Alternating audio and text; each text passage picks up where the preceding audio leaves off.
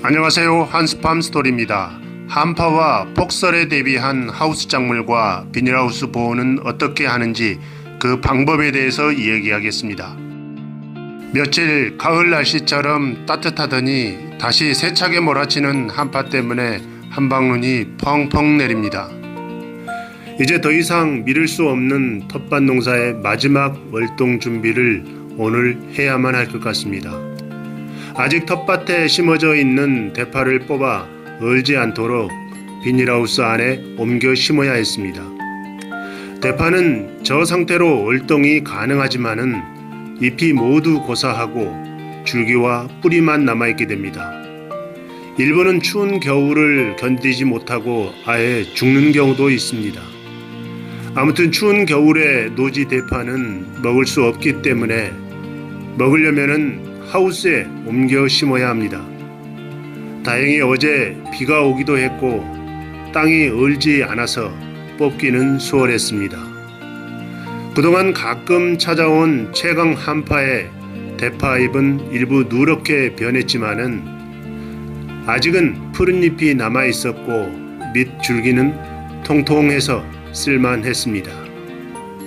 텃밭에서 뽑아온 대파는 비닐하우스에 땅을 파고 임시로 묻어놨으며 이렇게 심어놓은 대파는 겨울 내내 먹고도 내년 대파가 자랄 때까지 먹을 수도 있을 것 같습니다.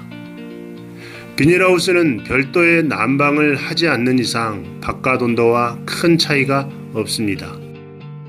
지금 하우스에서 자라고 있는 쌈 채소의 경우 어떠한 조치를 하지 않으면 얼어 죽습니다.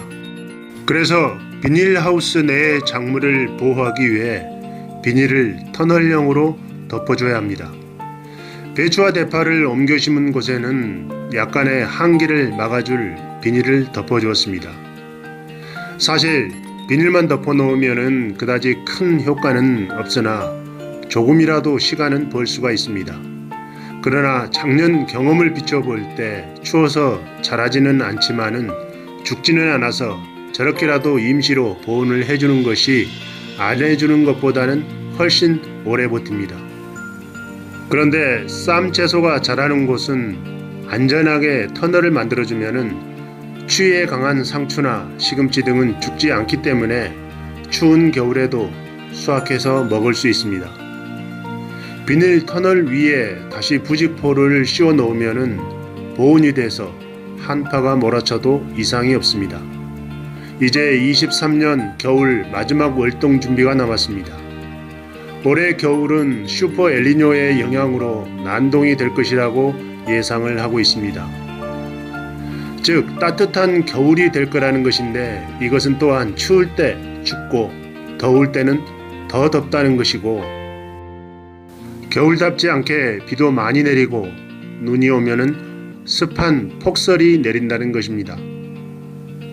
그래서 비닐하우스가 올 겨울을 무난하게 보내기 위해서는 반드시 해야 할 것이 있는데 바로 비닐하우스가 폭설에 무너지지 않도록 사전에 대비를 하는 것입니다.